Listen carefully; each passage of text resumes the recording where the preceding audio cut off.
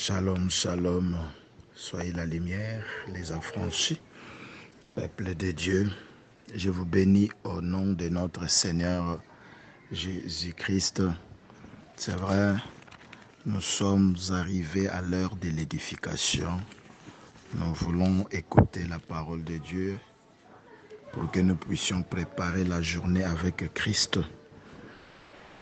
Prions ensemble. Seigneur, merci pour cette opportunité que tu nous as donnée. Il est écrit dans ta parole que l'homme ne voit pas de pain seulement, mais de toute parole qui sort de ta bouche, de la bouche de Dieu. Seigneur, je sais que dans ta bouche, il y a une nourriture. Yahweh, Père éternel, qui nous donne la vie. Cette nourriture, c'est ta parole. Parle-nous ce matin, édifie nos vies, Seigneur. Bénis quiconque écoutera cette bonne nouvelle. Au nom de Jésus-Christ, nous avons ainsi prié. Amen. C'est vrai, notre thème s'intitule « Écoute ma voix à l'égard de ce que je te commande ». Nous allons faire la lecture pour que nous puissions comprendre ensemble la pensée de Dieu pour nous ce matin.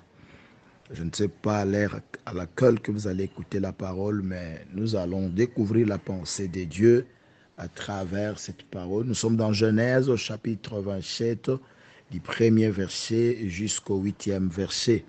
Nous lisons au nom de notre Seigneur Jésus-Christ. Isaac devenait vieux et ses yeux s'étaient affaiblis au point qu'il ne voyait plus. Alors il appela Ésaü, son fils aîné, et lui dit, « Mon fils, et il répondit, mais voici. » Isaac dit, « Voici donc, je suis vieux, je ne connais pas les jours de ma mort. Maintenant donc, je t'ai pris, prends tes armes, ton carquois, ton art, va dans le champ et chasse-moi du gibier. Fais-moi un mets comme j'aime et apporte-le-moi à manger, afin que mon âme te bénisse avant que je meure. » Rebecca écoutait ce que Isaac disait à Ésaü, son fils. Et Ésaü s'en alla dans le champ pour chasser du gibier et pour les rapporter. Puis Rebecca dit à Jacob, son fils, « Voici, j'ai entendu ton père qui parlait ainsi à Ésaü, ton frère. Apporte-moi du gibier et fais-moi un mets comme je mangerai, un mets que je mangerai. Je te bénirai devant l'Éternel avant ma mort. Maintenant, mon fils, écoute ma voix à l'égard de ce que je te commande. » Donc notre thème se trouve là-bas, le verset 8. « Maintenant, mon fils, écoute ma voix à l'égard de ce que je te commande. » Donc, nous voyons l'histoire, comment est-ce que Isaac, qui est devenu vieux, Isaac devait laisser sa bénédiction à son fils Ésaü. Donc la bénédiction était destinée à Ésaü.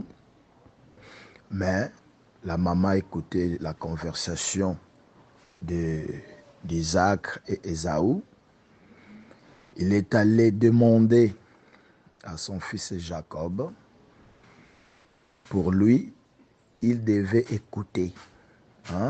Nous voyons dans le verset 8 comment est-ce que Rebecca demande à Jacob d'écouter. Maintenant, mon fils, écoutez ma voix à l'égard de ce que je te commande. La bénédiction n'était pas pour Jacob, mais Jacob devait développer l'esprit de l'écoute. Donc, pour Jacob, il devait développer l'esprit de l'écoute. Donc, ça veut dire, s'il va bien écouter, il sera béni. S'il ne va pas bien écouter, les choses vont basculer. Donc voilà, c'est pourquoi dans Jacques chapitre 1er verset 19, la Bible nous dit ceci, « Sache-les mes frères bien-aimés, ainsi que tout homme soit prompt à écouter, lent à parler, lent à se mettre en colère. C'est la parole du Seigneur. Donc, comment peut-on développer l'esprit de l'écoute? Nous devons d'abord être prompts à écouter, lents à parler et lents à la colère.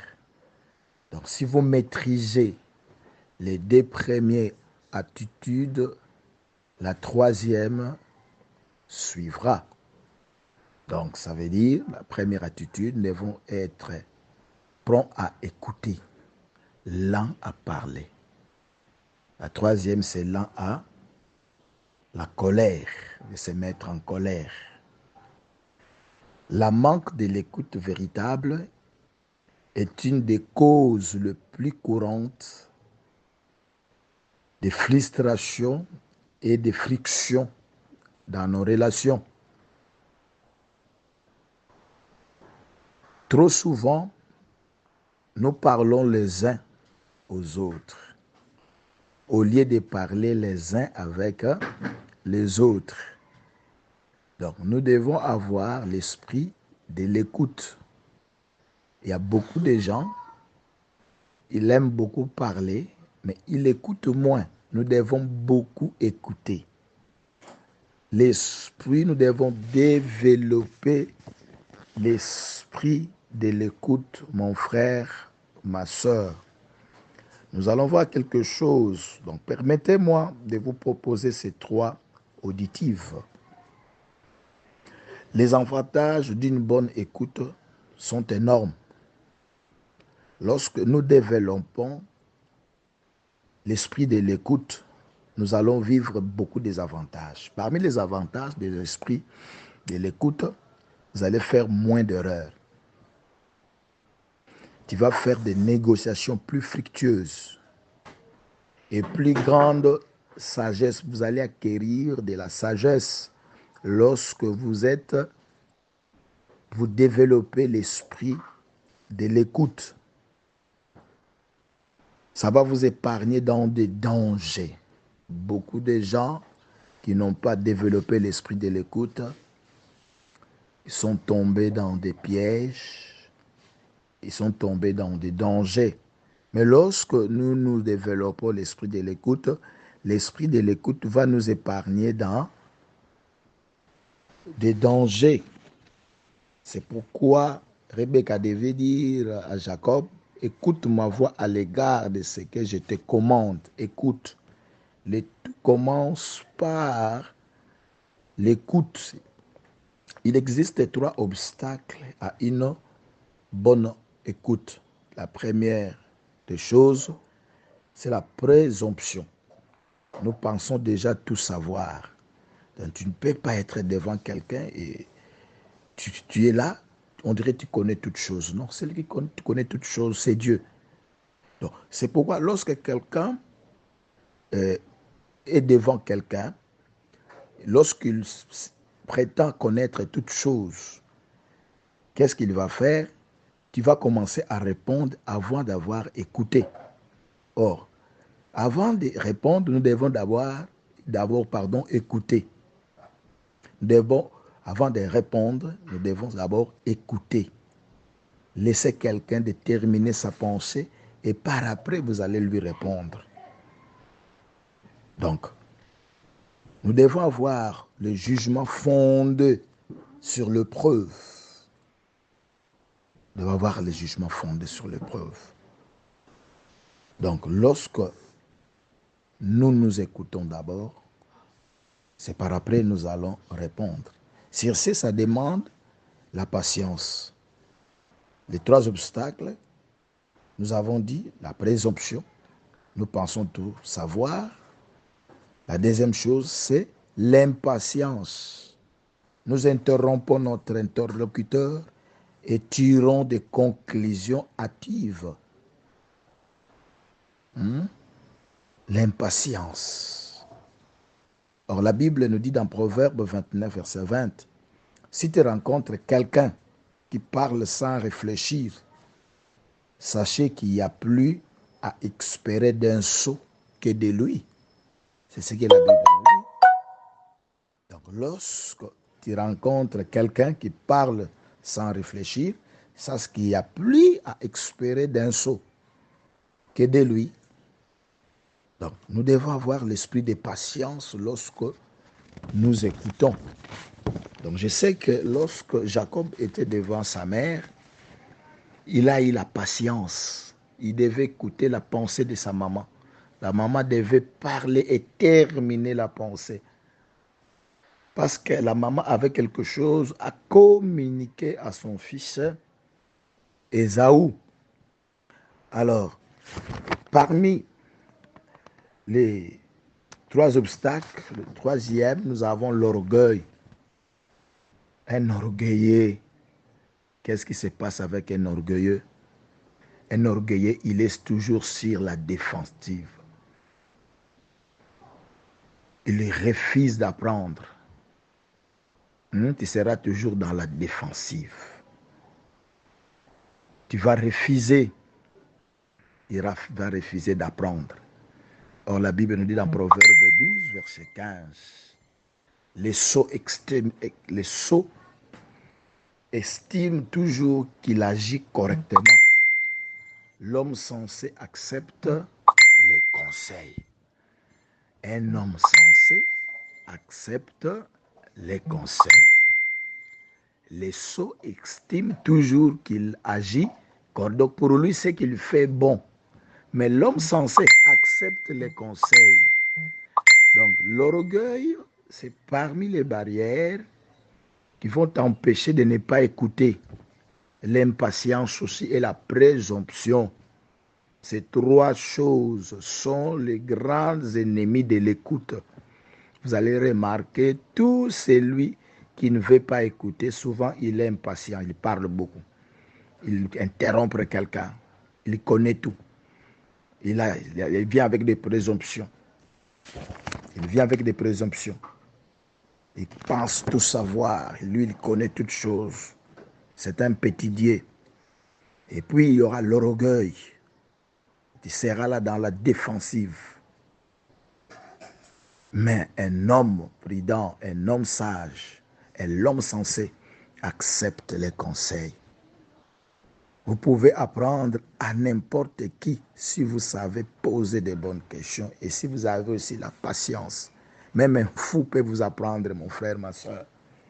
Même un fou peut vous apprendre. Permettez-moi de vous proposer ces 3 aides auditives pour conclure. Lorsque vous parlez, il faut écouter avec vos yeux. La communication non verbale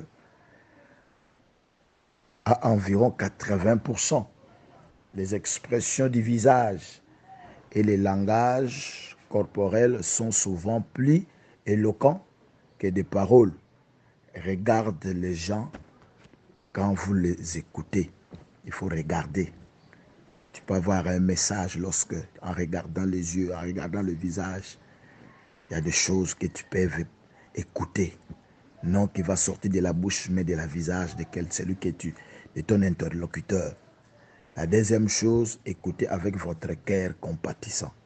Soyez attentif aux émotions qui se cachent derrière les mots.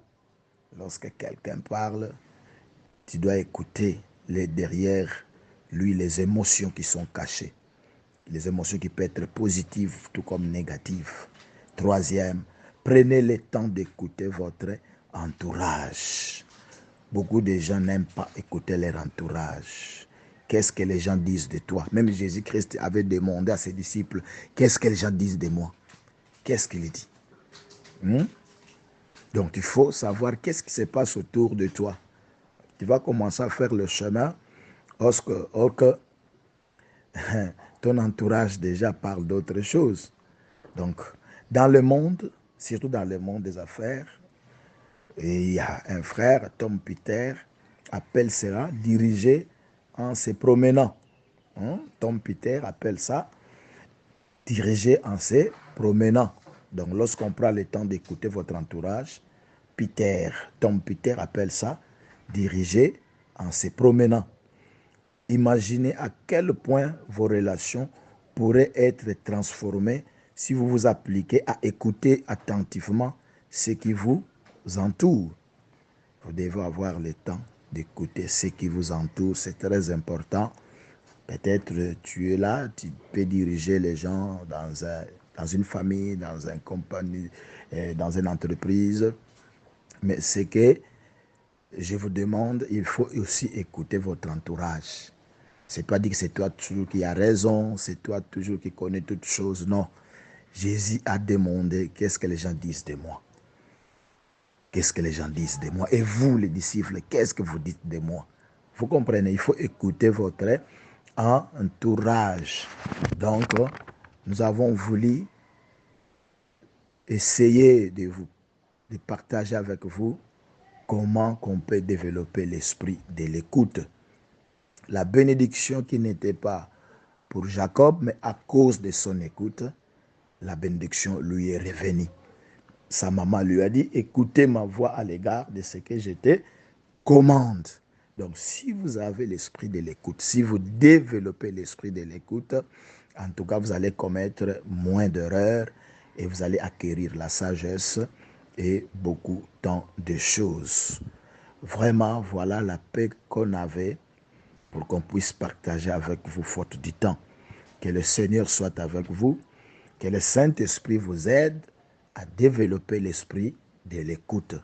Soyons humbles, écoutons les autres. Et ce n'est pas tout ce qu'on nous dit que nous devons faire, mais lorsque nous écoutons, en tout cas, ça peut nous aider à rectifier, à corriger d'autres choses, parce que dans ce monde des humains, nous ne sommes pas seuls, nous sommes avec les autres. La Bible nous dit même, Dieu parle tantôt d'une manière, tantôt d'une autre. Et l'on n'y prend point garde. Peut-être celui qui est devant nous, c'est lui que Dieu a envoyé pour qu'il puisse nous parler, pour qu'il puisse nous orienter. Alors si nous ne développions pas l'esprit de l'écoute, nous allons passer à côté. Je te bénis et je bénis tous les affranchis, tout le peuple de Dieu, partout où vous êtes. Que le Seigneur Dieu vous accompagne. Au nom de Jésus-Christ. Amen.